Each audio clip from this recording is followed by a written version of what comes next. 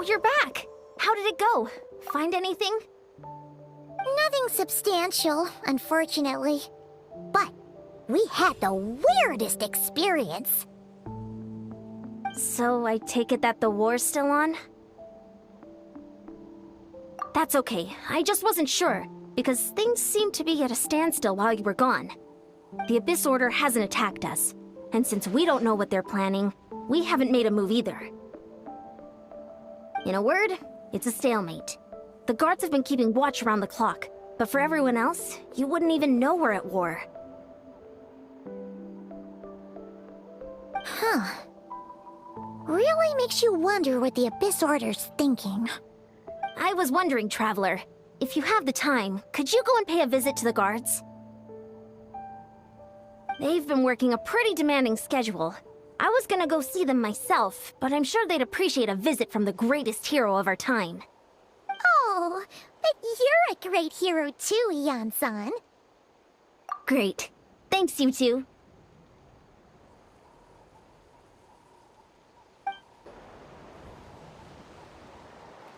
Wow! Tumaini, our hero. We've actually fought together before. You probably don't remember it, though. You do? Then it's truly an honor to serve alongside you once more. Thank you for standing guard this whole time. It's all good. Honestly, it's not been that much work. Haven't heard a peep from the enemy. Nothing that would indicate an impending attack. I've spotted a bunch of Abyss Order operatives, but they weren't acting hostile, just hanging around. There were even moments when they seemed to be meditating. At least, that's what it looked like to me. Maybe it's part of their religion or something. Out of an abundance of caution, I asked some shamans from the tribe to take a look and see if there was anything nefarious at work. But they didn't sense anything untoward, so we just put it down to religious ceremony and left them to it. Huh. Interesting. Well, the more time they spend meditating, the less time they spend trying to beat us to a pulp. Well, the shamans didn't raise any concerns, so how bad could it be? As far as I'm concerned, so long as they don't pose an active threat, they can do all the cult worship activities they want. Besides, as soon as everything's in place and we're ready for an all-out offensive, there'll be no match for us. Huh. Sounds like morale is pretty high. Guess there's strength and confidence in numbers. Let's keep going, Traveler.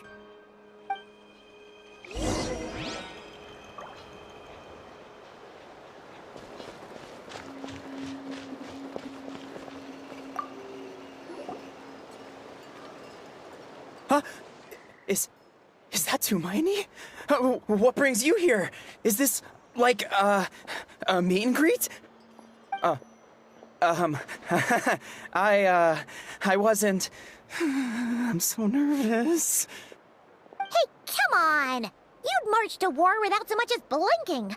What's so scary about a chat with a Traveler, huh? It's not the same thing at all. There are plenty of chances to go to war. But a one-on-one chat with our great hero? That could be a once-in-a-lifetime opportunity. How can I not be nervous? What if I say something wrong? Or if my posture's bad?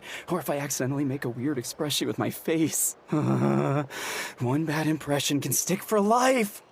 No one's here to judge you on your posture or your facial expressions. Relax! All right, then. I'm sorry, great hero, but I have a small favor to ask. Let Paimon guess. An autograph, right? That's easy. May I challenge you to a fight? What? How can you be so audacious and so sheepish at the same time? Huh. Paimon's starting to think your nervousness is all just an act. No, of course not. I just figured that if I don't ask now, I'll regret it for the rest of my life. But I am still on patrol, so please, Great Paimon, if you wouldn't mind taking over for me for just a few minutes? Ugh, again with the sheepish audacity. Just pick one or the other, will you? Woohoo!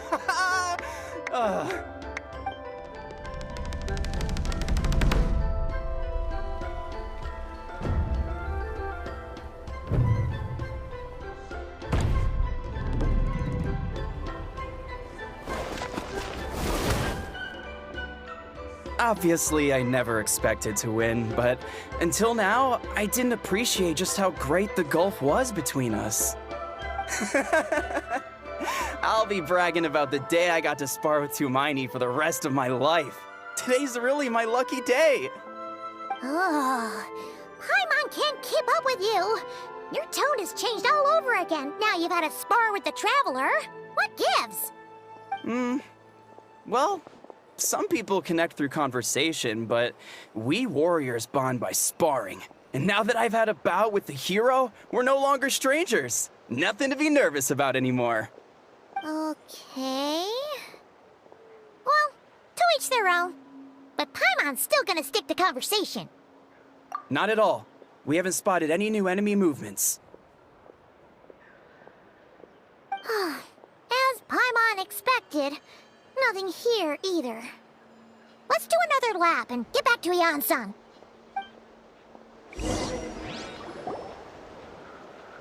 You're back. So, did the guards find anything? Nothing much, no. Someone mentioned that the Abyss Order has been doing some kind of meditation or prayer, but apparently it seemed harmless. Paimon wants to lodge a complaint about one of the guards, though. His name's Kentalo.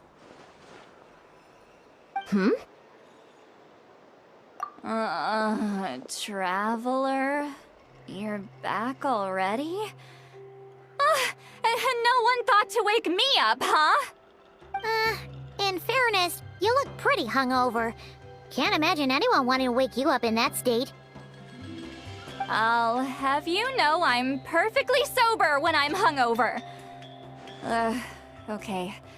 I'll admit that sounds strange at face value, but regardless, what I meant to say is, I heard something about the Abyss Order engaging in meditation. Yeah, that's right. Does that mean anything to you, St. Lolly? I sensed something strange in my dream.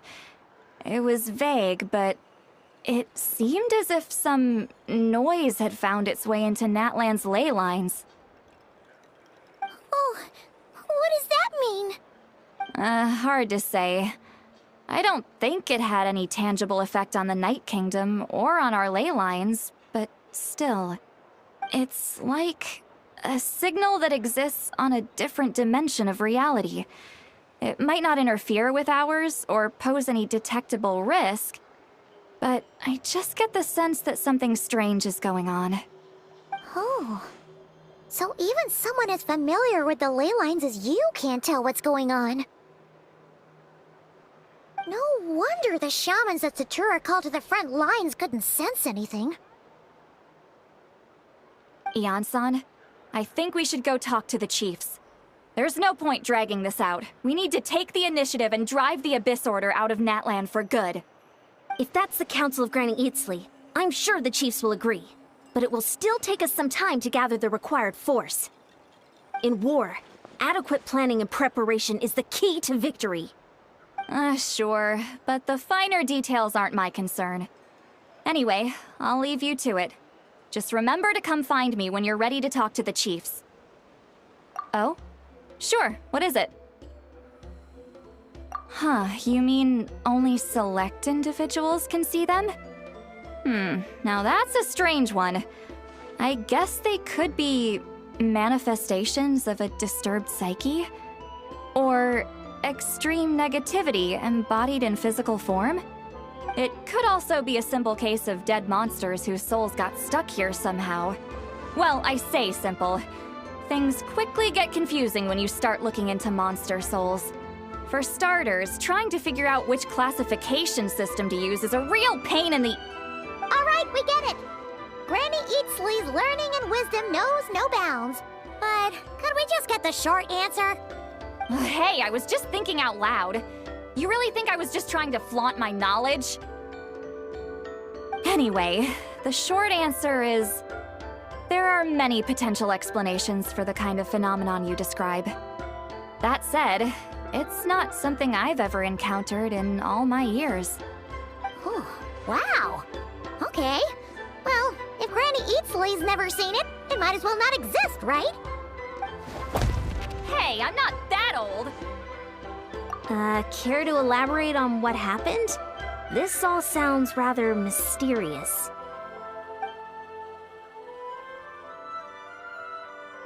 Really?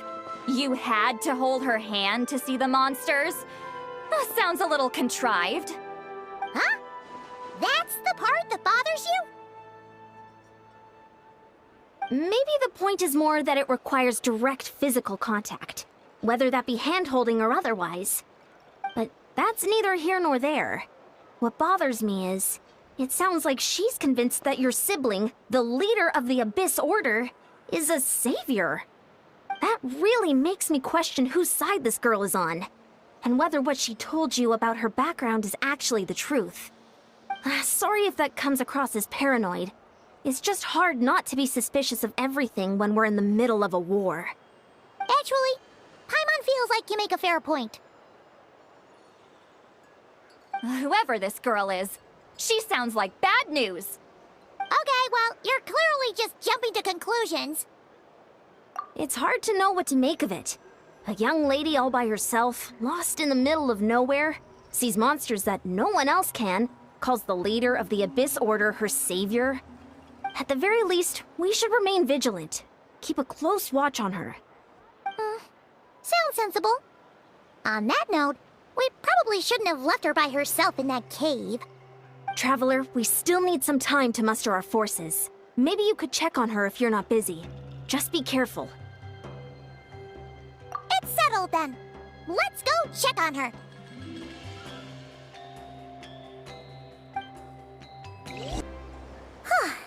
Here we are. Deirdre will still be here, right? Oh, it's so quiet though. Uh-oh. What if Yansan was right? Maybe she never intended to stay here at all.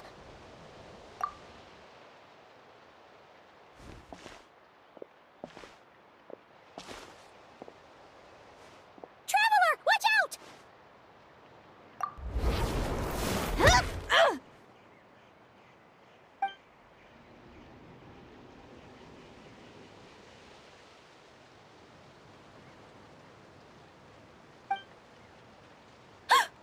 Oh, sorry. I didn't know it was you.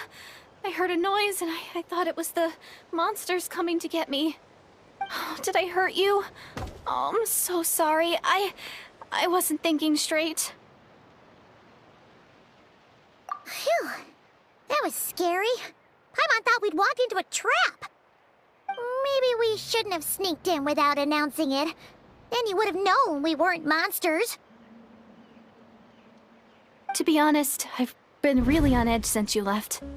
I just have this constant feeling that any second, the monsters are gonna come back and get me. And it's not like I can run from them. There's also no way to cook here. It's good you got back when you did. Another hour and a half and you probably would have found me starved to death. Oh, that's weirdly precise. Though, it does explain why your attack on the Traveler was so weak. Wait, if you really thought you were gonna starve or get killed by monsters, why'd you promise that you'd be okay here on your own? I just didn't want to lose face in front of my hero. She already saved my life once. That's more than enough. I just don't want to come across as a constant burden. Huh. For someone on the brink of starvation, you're pretty preoccupied with your image. What's the real reason? What? That is the real reason. I'm kind of bearing my soul here, you know? Anyway, so, could you make me some food now?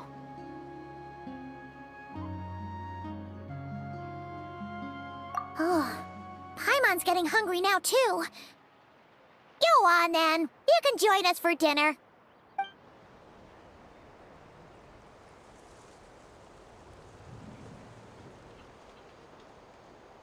Whew. I am so full.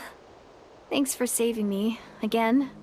Starvation feels like a distant memory now. Huh. You can really pack it away, Deirdre. Guess that explains how you had the energy to make it this far. I tried so hard to hold back, but it looks like I still came across like a total glutton.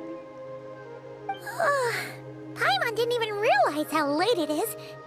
Hey, the night sky here is really pretty. Yeah, and it's all thanks to you both that I'm able to relax and enjoy it.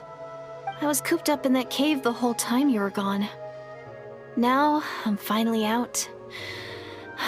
The air seems fresher, and the stars more beautiful than ever before. You weren't in there that long. When I was young, I used to lie on the roof of my house, gazing up at the stars.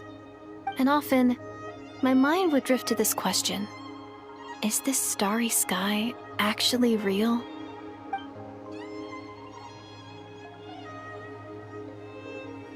But my grandma would tell me the answer to that question doesn't really matter. Think of all the people in our village who spend their entire lives here, she'd say. To them, that little village is their whole world.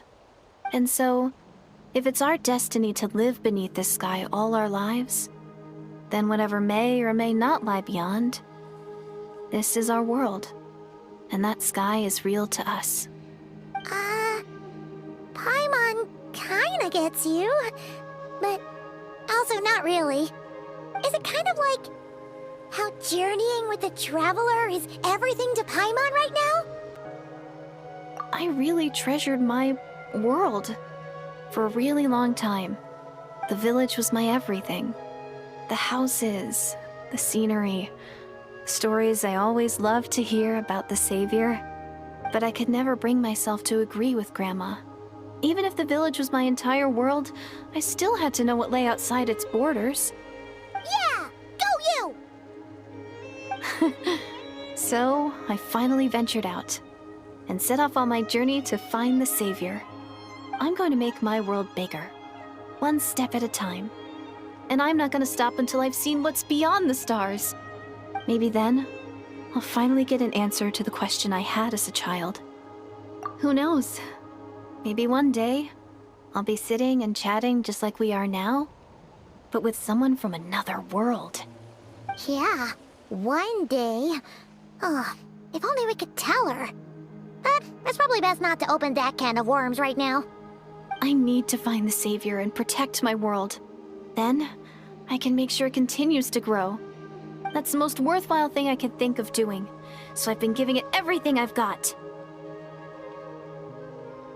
You know what? It's pretty cool. Paimon kinda wants to root for you now. Sorry. I got a little carried away. I always get chatty after a hearty meal.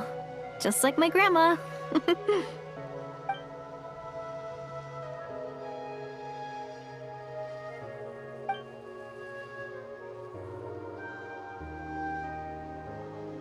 Hold on. Shh. It's them. The monsters are back. Where? Oh, still invisible, huh?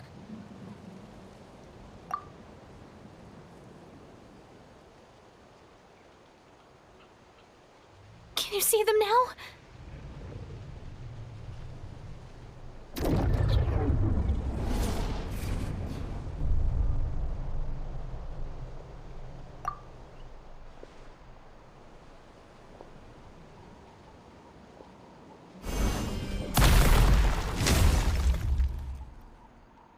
Oh, Paimon still can't see anything.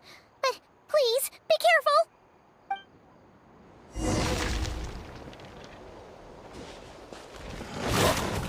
Shine down! Don't be scared. The wind knows me.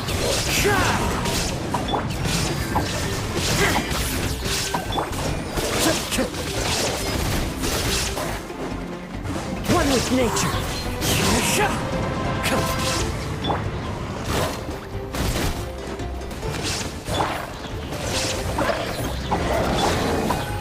The wind knows me.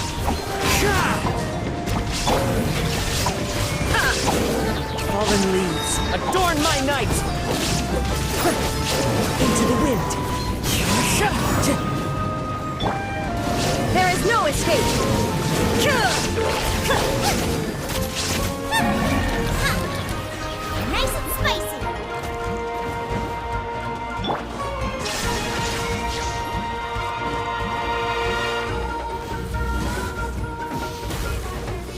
Stay put! Shine down!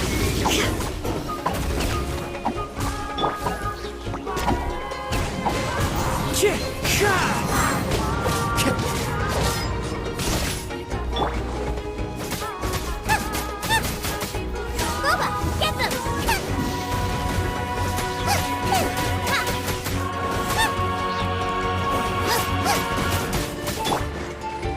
One with nature.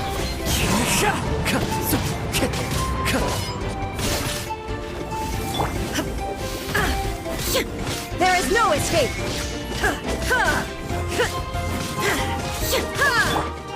Uruguay, you're up! Nice and spicy!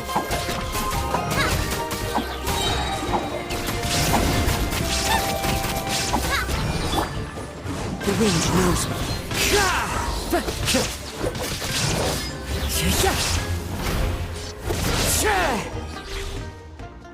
Huh? Wow, that was fast! Did you get all of them? Oh, I'm on slowly but surely getting used to the sight of you fighting thin air.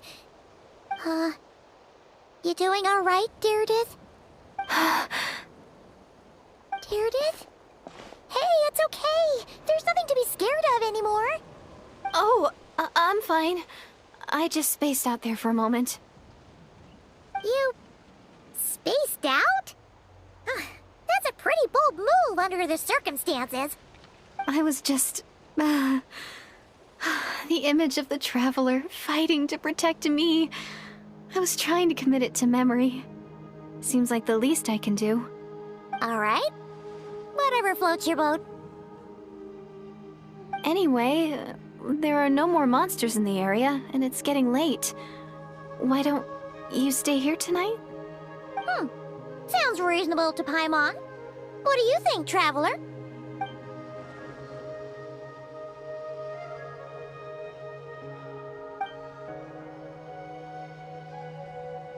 Alright. Deirdith will be... Huh? Deirdith? Why are you going in alone?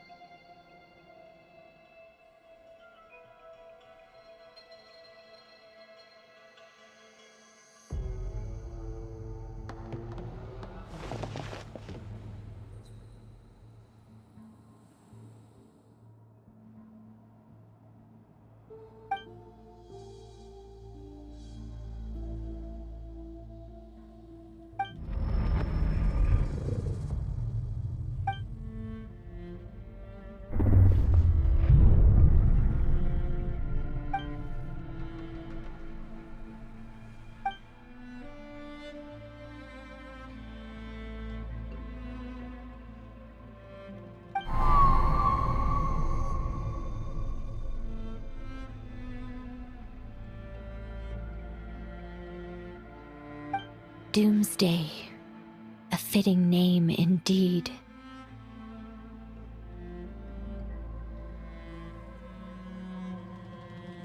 A blood-red sky. Wild beasts that slaughter all in sight. Endless pain. A terrible curse that cannot be reversed. And the birth of a savior.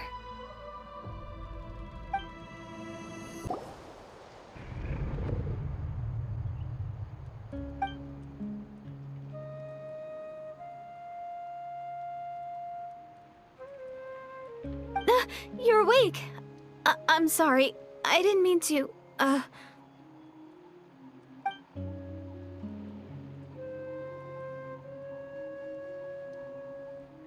You just look quite distressed, like you were having a nightmare. I thought if I took your hand into mine, you might find it soothing.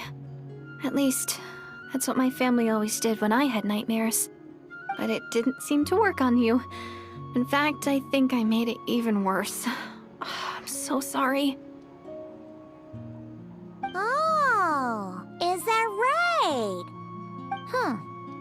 You better not be trying to pull a fast one on the Traveler. What? Don't be so... I have more self-control than that. Self-control? What does that have to do with it?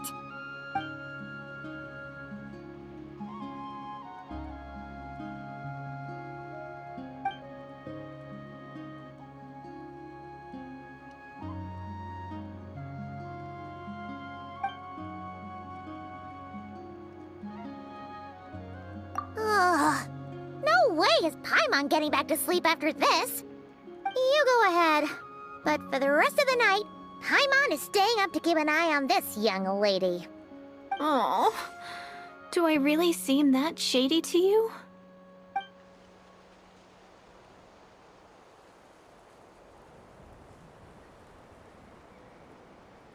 Well, Deirdith, there should be enough food for 3 days. Make sure you eat the perishable stuff first, so nothing goes to waste.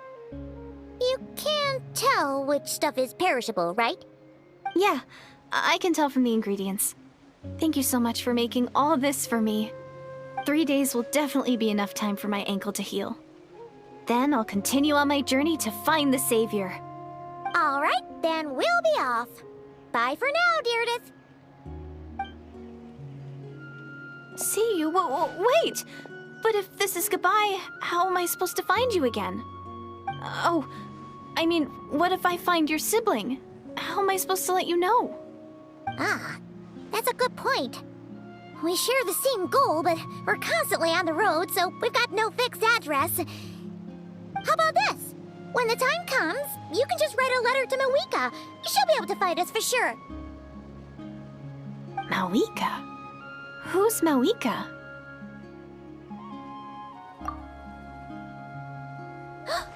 It's the Abyss Order! They're here! But it doesn't look like they're marching to war. More like they're... running away? Where? What are you talking about? A bunch of Abyss Order thugs! You don't see them? They're heading right this way! That's strange. I guess it's my turn to not be able to see the monsters.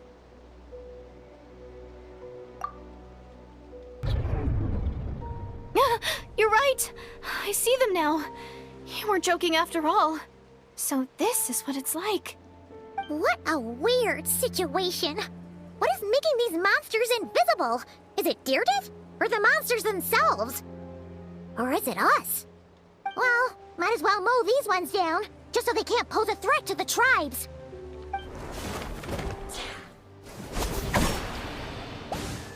Woohoo! All done! Their morale seems super low. Guess they really were on the run, huh? So there's no more of them, right? I still can't wrap my mind around this. Why couldn't I see them until you took my hand?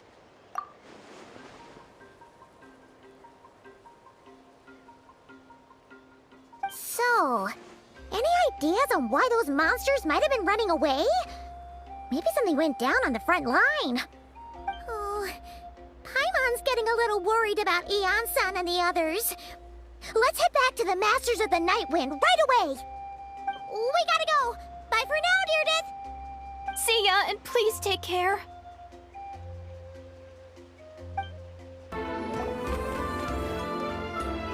Hey, Eon-san, we're back.